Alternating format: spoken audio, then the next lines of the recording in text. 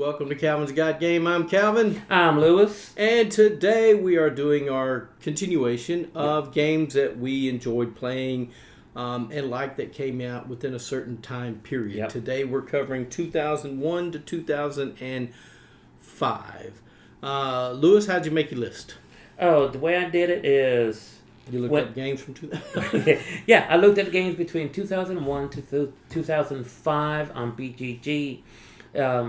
If I played it, or own it, or just, they basically played it or owned it. Right. And even if I played it once, I put it in that category.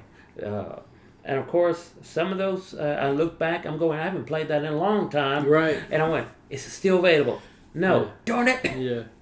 I kind of did the same thing, Lewis. I put in 2001, 2005 games in that time period, and I put all. I didn't put just what I owned, so I put all. And I'm kind of like you. If I played it once or twice or once, and I look through there and I'm like, oh, I really did like that. I kind of made a list, and I put them in years, like 2001, 2002, all the way up to 2005, and whatever games that I played in those years, I looked in there and kind of compared them, said which one would I like to play more. And a lot of times they are some of my favorites, and that's just part of it, right? Yes. So that's how I made my list. Did you have something else you want to say about it? Oh, no. Okay. All right, so let's get started with our comments today. Fred Cabrera said he really enjoys Lost Cities. It's fantastic, and he likes it a lot. And he wanted to welcome Lewis to the family, and we're glad Lewis is part of the channel now. And we're going to try to sneak him in as much as we can to keep him going.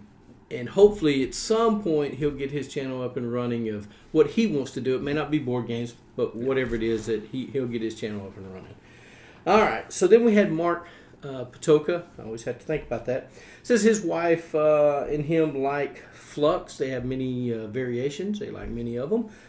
They also like Lost Cities, but he said it could be frustrating if you don't get the cards you're wanting, and that is exactly true. Yes. If the cards you want aren't coming out so you can build those expeditions, it can be frustrating.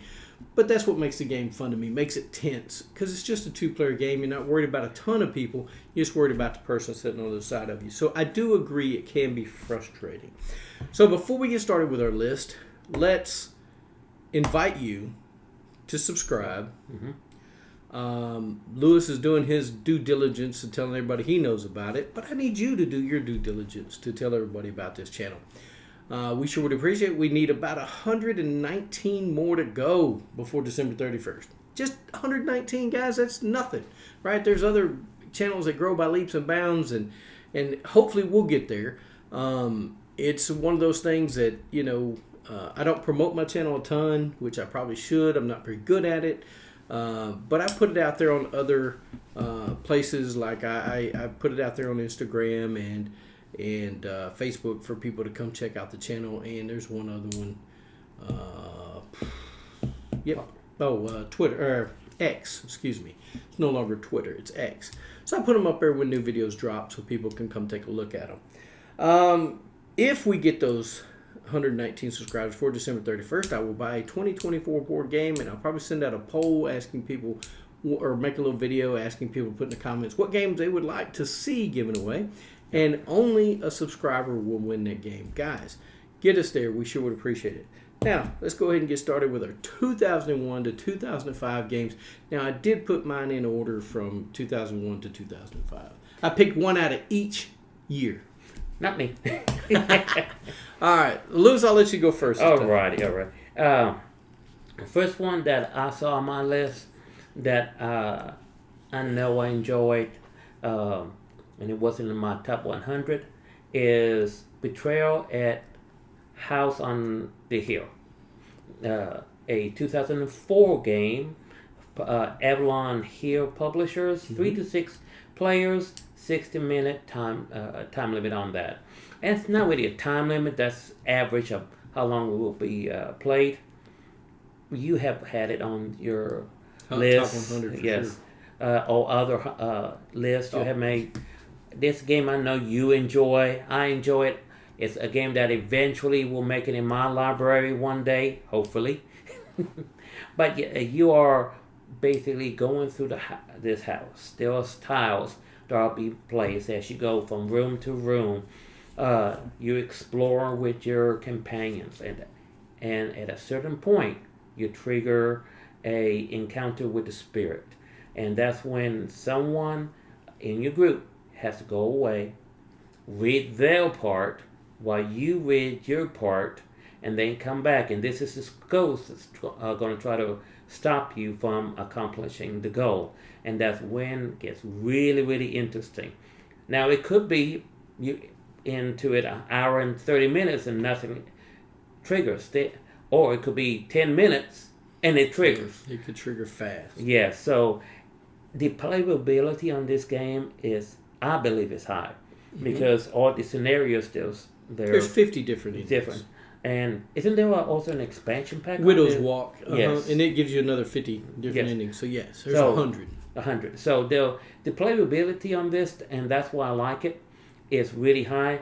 It hasn't made it into my library yet because you need at least 3 players. Yeah.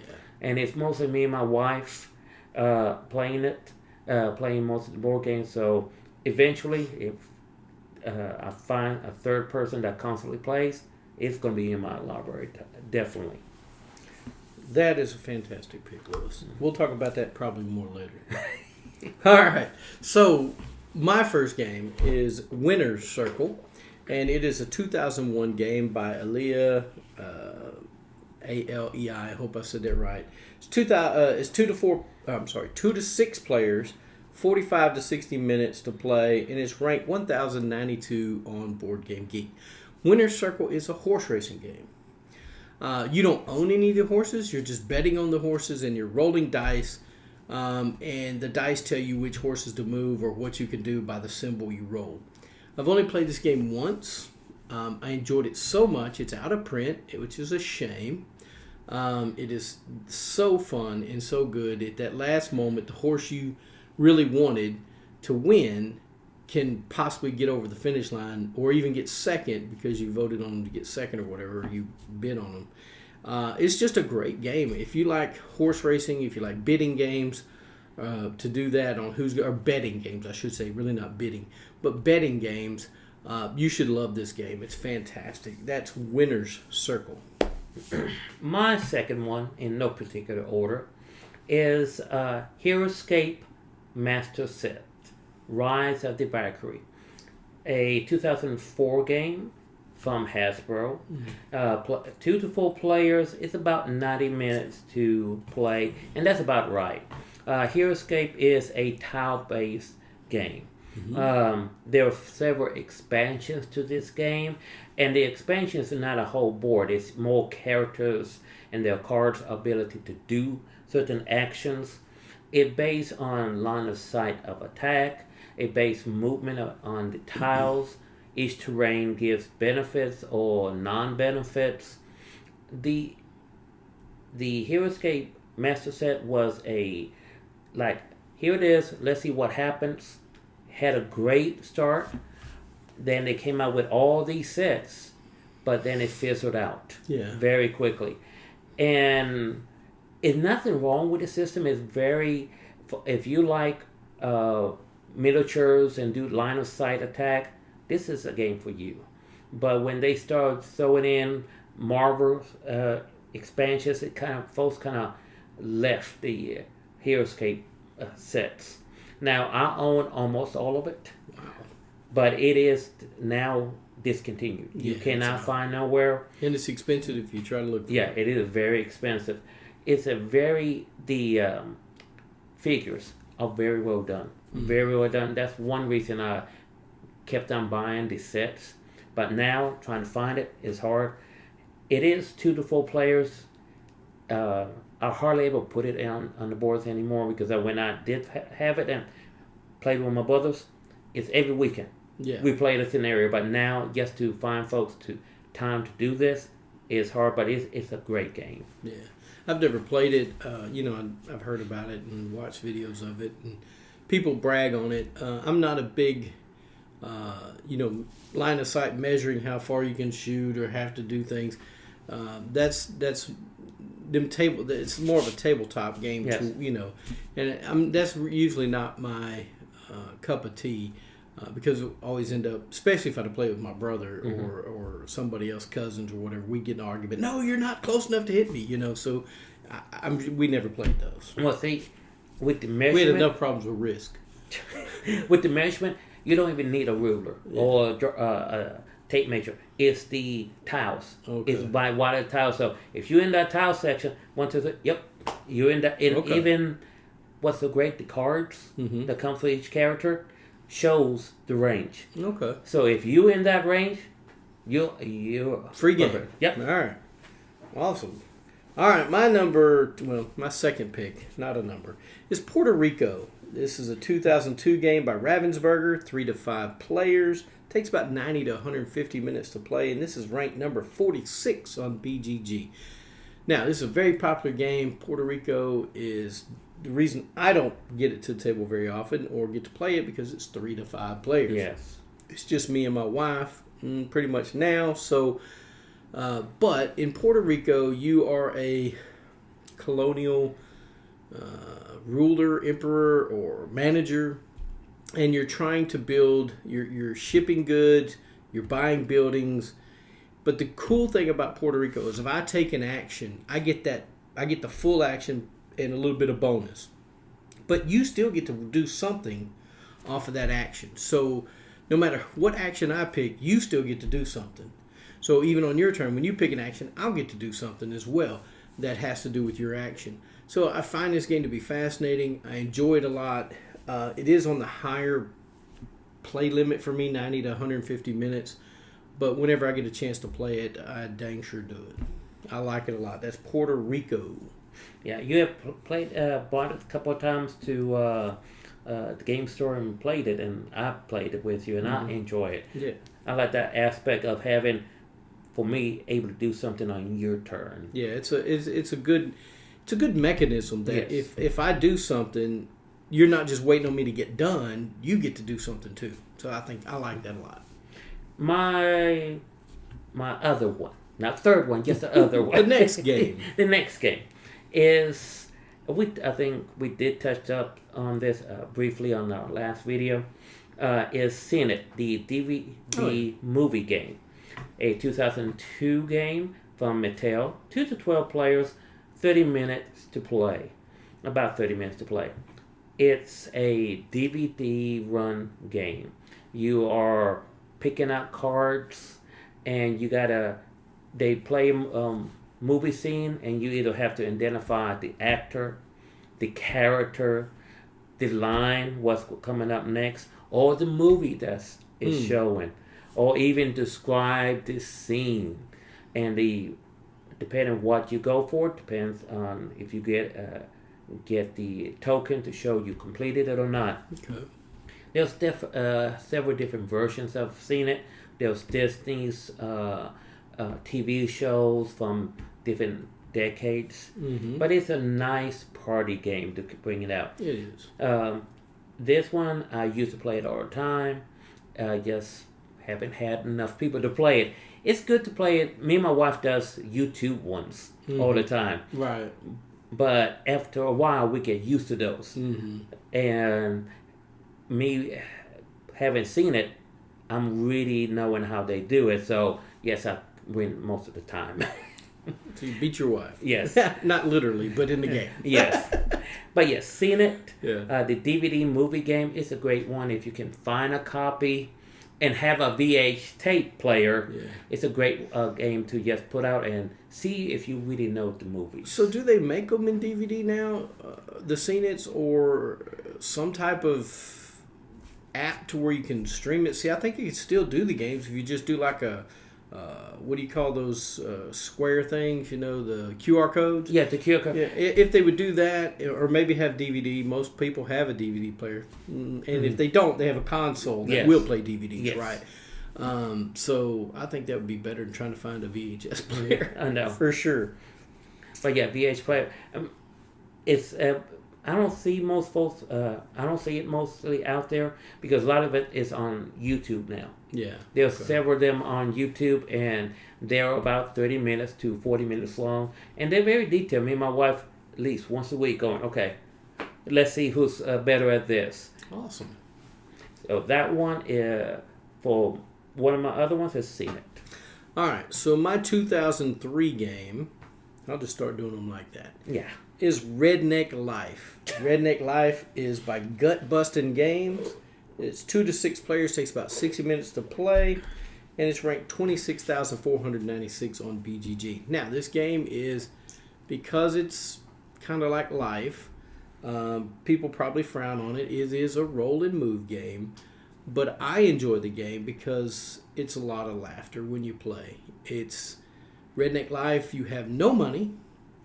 You have to borrow money, and paydays come few and far between, and you have you have to roll dice to see what grade you completed. You roll 2 dice, so you may have a 3rd grade education, and then you roll for whatever the 3rd grade education is. It gives you a job. You may be a rodeo clown or something. You only make $240 every payday. And paydays are few and far between, and you got to buy a car to put all your kids in, because believe me, you're going to have a lot of kids in this game. And you have to have a car that holds enough kids. So if you only have a car that holds 4 kids and you got 5, you got to buy another car. And you don't have any money, so you have to borrow money from your Uncle Clem. He lets you at his car lot, and he gives you money, or promissory notes, if you will, that you have to pay back at the end of the game when you get to the end. The game is not really about the money. It's about teeth.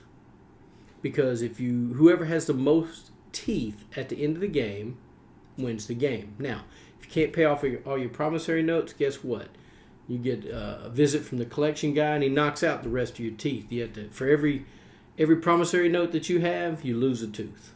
So they're busy taking them out, or whatever they do with them, I don't know. But yeah, it's just a lot of fun, and we play it. It takes longer than 60 minutes, I promise you. It says 2 to 6 players. I would never play it with 6 players. If I play it with maybe 3 to 4, and it's about an hour and a half, 2 hours long, depending on if everybody's moving through, and depending how much you do, because you stop and you have to go through a progress for each player on what to do at these places. Like when you get married, you get divorced, you get remarried, and other things happen. It is a lot of fun, though. There are some Take That Go Rednecking cards that you get on the board. It's just a lot of fun. It's silly fun. So if you like Life, give Redneck Life a try. It's gut busting. You can still find it. It's a 2003 game. A lot of fun if you enjoy Life. I need to get it. My wife saw it on one of your videos. Mm-hmm. She's going, he has to be kidding. Nope. It is great. I'm telling you, you roll dice for a hillbilly name, and then you roll your dice for your hillbilly wife's name. It's hilarious. Everybody just laughs. It's always funny. My 2001 game. You might not have heard about this. All right. Okay. It's Minotaur, the maze game. Yeah, no clue. Publisher Heart Song. 2 to 4 players, about an hour to play. Okay. Basically, you and your team is trying to go through the maze, find artifacts, and find the Minotaur and get rid of him. However, the maze is ever changing. Interesting. And the Minotaur, no one is not looking for you until you trigger something. As soon as you trigger something, the Minotaur is coming. So you're working as a team, but you're working as individuals too at the same time, because the Minotaur, as soon as it triggers, is coming for you. It is manipulating the maze in its favor, not your favor. So, yeah, let's find this. Then it triggers. Okay, I got my stuff. He's still looking for it. Bye. Bye. I'm out. Peace. So, yes, it's you start in 4 corners trying to find stuff, but that maze is ever changing, and you think you'll have it clear, but then the maze shifts, and down the hallway, Minotaur sees you, and you bet one. So, what year is this game? 2001. Huh? I've never heard of it for sure. Yeah. It's a fun game. It is. Some folks say it is a heavy take that game. It's not, because in the long run, you are so worried about yourself. you don't have time to worry about what to do for the other guy. You got to get out. Right. So yeah, my 2001 game is Minotaur the Maze game. Interesting. Never played it. Sounds like Dungeon Twister to me. There's a game called Dungeon Twister that moves and stuff and shifts. And there's one that's a maze something that's maze something I think labyrinth something. Labyrinth. Yeah, labyrinth. And that the things, the walls move and all that. Same mechanic, but this one is you have a Minotaur chasing you on this. Interesting. Might be one to check out. My 2004 game is Betrayal at House on the Hill. We kind of talked about it. It's by Avalon Hill, of course. 3 to 6 players, takes about 60 minutes to play. Probably takes a little longer, especially if you have some newcomers to the game. Yeah. It's ranked 695 on BGG. Now, a lot of hate on this game. Sometimes people don't like it. I get it. It's not for everybody. This game is just, if you go into it thinking it's just quirky fun, you'll have a great time. Think of a mystery deal or a book you've read where you've been invited to a house and you don't know why. You and your companions, there's an old professor, there's a little girl, and there's a boy, there's a jock and some girl, and y'all are in here and you're exploring this big house and all of its property. There's a basement, there's a first floor, second floor, and with Widow's Walk you get an attic. Yep. So there may even be a third floor in the attic. But anyway, if you have players that are new to the game and you have the haunt start and the new person is the one that has to be the betrayer, be nice. Say, hey, would you not like to be the betrayer? I'll take that role. Whoever's played it more needs to take the role. Then the other people can read how to survive, right? Do their part to survive the scenario, and they can all work together. I think a new person would have a much better time enjoying the game if they got to play as a cooperative with the other people instead of being the one who's got to figure out, because some of the scenarios can be confusing, especially if you're the betrayer, on what to do.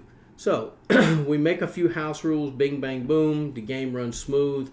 Everybody seems to be happy with the game. I absolutely love Betrayal at House on the Hill, and apparently it's loved by others because there's been others come out. Betrayals at Baldur's Gate, the Scooby-Doo one. I'm about to say the Scooby-Doo one. I was very angry with that one. I won't get into that. And they've made other iterations of Betrayal at House on the Hill. I think there's like 3 or 4 different kind of. I have the second edition, which I absolutely love, and I won't play any of the others. I like it the most. So, Betrayal at House on the Hill is my favorite 2004 game. My 2005 game. You might like this one. Doubt it. No. I can't find it anymore, but my brother took it with him. It is Poker Tiles game. It is somewhat like Scrabble, and I know how much you love Scrabble. Scrabble's okay. I'm not a great speller, and I'm not a great word philosopher there, but It is made from Masterpieces Inc. 2 to 4 players, about 30 minutes to play. It is set like a Scrabble board. Okay. You have tiles, and your tiles can range from a poker deck from 1 to 10, then the king, queen, and jack of each suit. Mm-hmm.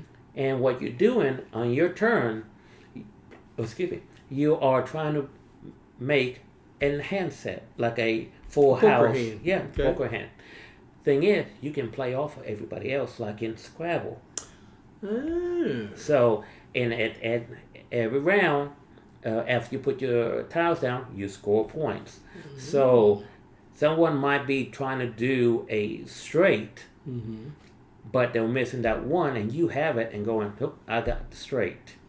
So you can build off of each other too. Okay. So someone might have a full house here, but you put 3, let's say 3 and 2, but you put you 3 here, you got a full house the opposite way. So it's basically playing poker, but building off of somebody else's tiles. And the board is just like a Scrabble board, so you can go up, down, left, right. Not diagonal though. Yeah. Not diagonal. Yeah. But yeah, it's a fun game, and yet if you think you're a great poker player, when you play this, you realize, crud. No, because you start trying to get the better hand and try to hold out, and that will actually bite you in the butt. Well, and another thing is you don't know what tiles you're going to get Yeah, either. you don't. If you're drawing tiles like you do in Scrabble, I end up with all the consonants. I have no vowels, and I can't do anything. Right. So, yeah, I could, or if you're having to play off somebody else. But, yeah. Yeah, this is a great way also to teach somebody how to play poker. Interesting. But, yeah, that's my 2005 game right there. All right. My 2005 game is Shadows over Camelot. It's a Days of Wonder game. It takes 3 to 7 players, 60 to 90 minutes to play, and it's ranked 536 on BGG. Now, Shadows over Camelot, once again, it's a game that people love and people dislike. Yep. I happen to like the game because the game has a trader aspect. It could have a trader or it could not. So when you're playing the game, you don't know if there's a trader or not. And you are trying to place certain things on the board to get the Holy Grail, the sword. What's the name of the sword? Excalibur. Yeah. And you're also trying to defeat the Black Knight. Now, on your turn, you have to do something bad, and you have to do something good. So, you look like a traitor by doing something bad, but everybody has to do something bad. But it's the bad that you did is how bad is bad, right? How close are you making us to lose? So then people may try to call you out as you're the bad guy, which you may or may not be. It's just that was the choice you needed to make because of something else. So I enjoy Shadows over Camelot. And you're talking about poker hands. In this game, you are making some poker hands to do certain things. Like you have to have a straight or 3 of a kind or 4 of a kind or other things to beat certain things that are going on. You have the pikes coming from one side and somebody else coming from the other. And you're trying to fight them off, keeping them at bay. Not to mention the catapults shooting stuff at the castle. Not to mention bad cards that you draw. If you choose that your bad thing can take things away. It's just chaotic, and I enjoy that in the game. I enjoy Shadows over Camelot. I don't get to play it a whole lot because the group that I have doesn't like to. Some of them don't like to play it, so I don't even mention it. But when I can get it to the table, it's a fantastic game. I enjoy it a lot. That's Shadows over Camelot. You got anything to say about that one? Nope. Actually, I've been trying to play it with you, but never had a chance. Need more people. Yeah, Can't need do more it people. Just 2. No, need more people. Even if you try to play it cooperatively, I've never won the game, ever, because it's too hard. With a trader, it's even worse. But it's a lot of fun to try. So when you're the trader, there's no way to win it, right? Well, it is. I win if I'm the trader, but the trader can win most often. But even if there's not a trader, usually the good guys. So you mean you have won it mostly, but not... but not. Well, I guess if you put it that way, I have won as a trader, but I haven't won it outright as good guys. Yes. All right. Now that we cleared that up. All right. Well, that's our that's our 5 games for the years 2001 to 2005 that we enjoy playing. Let us know what some of the games are that you like to play that were in 2001 to 2005, or did some of the games that we mentioned strike an interest for you? Yeah. We'd like to hear that as well. Guys, please subscribe. Please like the video. Share it if you like. We sure would appreciate it. Louis, you have any closing statements? No closing statements. Just please subscribe. Guy needs it. Been doing this a little while and still a small YouTube channel. And that's fine with me if that's ever I will be. I'm not looking to make money on this thing. I'm just looking to have fun, share board games because, we need a little bit more kindness in the world today. And I think board games can bring people together. And I think, bringing a group of people together. I play board games with a wide variety of ages, people, it's just, whether they, and you get to, Lewis and I were talking earlier, political beliefs. We don't talk about things like that during board game, right? We are. I don't care what your background is. I don't care what your ethnicity. I don't care. We sit down, we play a board game together, we have fun. That's what it's about, right? Yes. That brings people together. And when I'm playing a board game and I'm playing with new people, I know how to play the game. I try not to beat people up on it, right? I try not to beat them so bad that they're like, I don't want to play this game ever again. I want them to have a good experience so that they can enjoy the world of board gaming. So that's all I got to say about that. Guys, get a board game to the table, spend time with your friends and family, and thank you for watching Calvin's Guide Game.